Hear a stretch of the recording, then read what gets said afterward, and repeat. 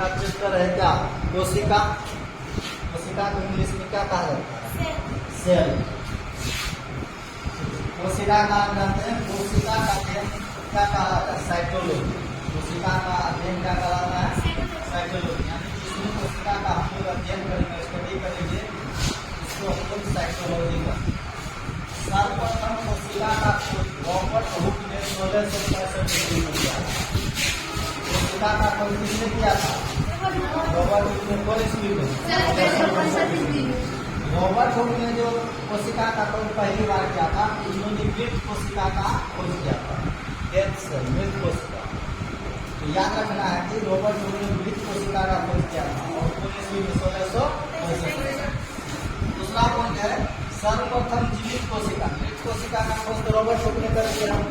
उसके बाद है सर्वप्रथम जीवित कोशिका का खोज ल्यूवेनहॉक ने किया था। किसने किया था? ल्यूवेनहॉक। और कौन ईस्वी में किया था? 1674 ईस्वी। तो कभी कभी ये क्वेश्चन पूछ देता है कि कोशिका का खोज पहले किसने किया था? किसका नाम है? रॉबर्ट हुक का। जब लगा रहे कि मृत कोशिका का पहले खोज किसने किया था? रॉबर्ट हुक नहीं होगा। लेकिन यदि लिखा है जीवित कोशिका का खोज सबसे पहले किसने किया था? उसके बाद देखते हैं कोशिका के अंदर केंद्रक का खोज। कोशिका जैसे मान लो एक कोशिका है, इसके अंदर जो केंद्रक होता है, इसका खोज कौन किया था? रॉबर्ट ब्राउन ने किया था। कोशिका के अंदर केंद्रक का खोज किसने किया था? रॉबर्ट ब्राउन ने 1888 में। फिर है सेल थ्योरी, कोशिका सिद्धांत। सेल थ्योरी मतलब कोशिका के बारे में जो गहन अध्ययन किया, कोशिका के बारे में बहुत डिटेल्स में बताया। इसके दो वैज्ञानिक थे, जिसका नाम क्या था? इसलिए सेल थ्योरी या कोशिका सिद्धांत का प्रतिपादक कौन है? स्लाइडेन और स्वान। इसमें दो का नाम है। यदि पूछे सबसे छोटी कोशिका किसका होता है? याद रखना, माइक्रोप्लाज्मा। किसका होता है? सबसे छोटी कोशिका माइक्रोप्लाज्मा की होती है। यदि पूछे सबसे बड़ी कोशिका किसकी होती है? शुतुरमुर्ग की होती है। सबसे बड़ी कोशिका किसकी होती है? शुतुरमुर्ग के अंडे की होती है। अंडे की। शुतुरमुर्ग पक्षी है, सबसे बड़ा पक्षी है और इसके अंडा भी बड़ा होता है। इसी का कोशिका जो होता है सबसे बड़ी कोशिका होता है। उसके बाद है मानव शरीर की सबसे छोटी कोशिका। सबसे छोटी कोशिका। छोटी कोशिका समझता है क्या? मानव शरीर की सबसे छोटी कोशिका जो होती है किसका होता है? तंत्रिका कोशिका। ब्रेन में पाया जाता है। कहाँ पाया जाता है? ब्रेन में ही। मानव में पूछे सबसे छोटा कोशिका कौन है? तो तंत्रिका कोशिका याद रखना। और यह कहाँ पाया जाता है? ब्रेन, मस्तिष्क में पाया जाता है। अब हम लोग पढ़ते हैं कोशिका के अंग। क्या पढ़ते हैं? कोशिका में कौन कौन पार्ट होता है, कौन कौन हिस्सा होता है? जैसे मानव में शरीर, हम लोग का स्ट्रक्चर हाथ है, आँख है, नाक है। उसी तरह से कोशिका में क्या क्या कौन कौन सा अंग है? पहला अंग का नाम क्या है? जीव द्रव, जिसको इंग्लिश में कहते हैं प्रोटोप्लाज्म। क्या कहा जाता है? प्रोटोप्लाज्म। जीव द्रव के बारे में 2 पॉइंट याद रखना है कि जीव द्रव की खोज पुर्किंजे ने की थी। जीव द्रव का खोज कौन किया था? पुर्किंजे ने। और इसमें कितना परसेंट जल होता है? 80%। मतलब सबसे अधिक जल ही पाया जाता है प्रोटोप्लाज्म में। फिर दूसरा कोशिका का भाग होता है कोशिका भित्ति। क्या होता है? कोशिका भित्ति। कोशिका भित्ति को इंग्लिश में क्या कहते हैं? Cell wall.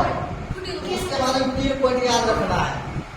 क्या क्या? पहला पॉइंट है यह सेल्यूलोज का बना होता है। याद रखना है कोशिका भित्ति किसका बना होता है? बहुत इंपॉर्टेंट क्वेश्चन है, बहुत बार पूछा भी जाता है कंपटीशन एग्जाम में। कोशिका भित्ति किसका बना होता है? सेल्यूलोज का। दूसरा पॉइंट याद रखना है यह केवल पादप कोशिका में पाई जाती है।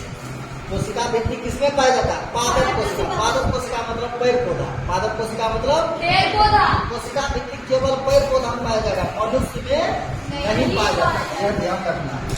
तीसरा आपको लिखिए, यह पेड़ पौधों को सुरक्षा देती है। केवल पादप कोशिका में कोशिका भित्ति पाया जाता है और पेड़ पौधा को यह क्या प्रदान करता है? सुरक्षा, मतलब हानि में होने देता है।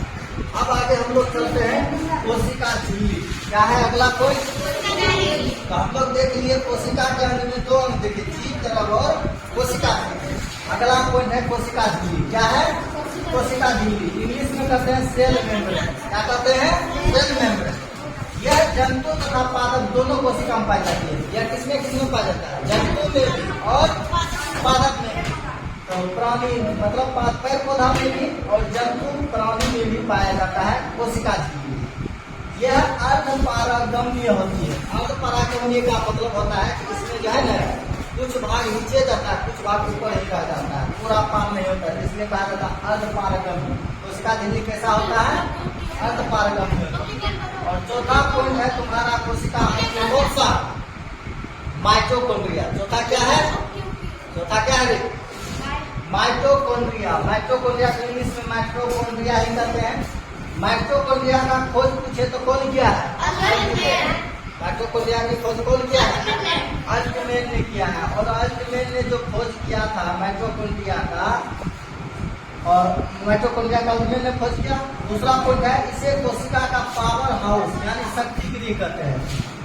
इसे कोशिका का क्या कहा जाता है? Power house.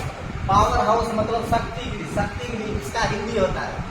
यदि पूछे कोशिका में जो ऊर्जा होता है, कोशिका को भी ऊर्जा चाहिए। हम लोगों को खाते हैं तो हम लोगों को एनर्जी होता है, तभी कोई काम करते हैं। एनर्जी नहीं मिलेगा तो काम कर पाएंगे? नहीं खड़ा रह पाएंगे, नहीं दौड़ पाएंगे। तो उसी तरह कोशिका को जो ऊर्जा मिलती है, उस ऊर्जा का निर्माण कहाँ होता है? माइटोकॉन्ड्रिया। इसलिए इसको कहा जाता है माइटोकॉन्ड्रिया को कोशिका का पावर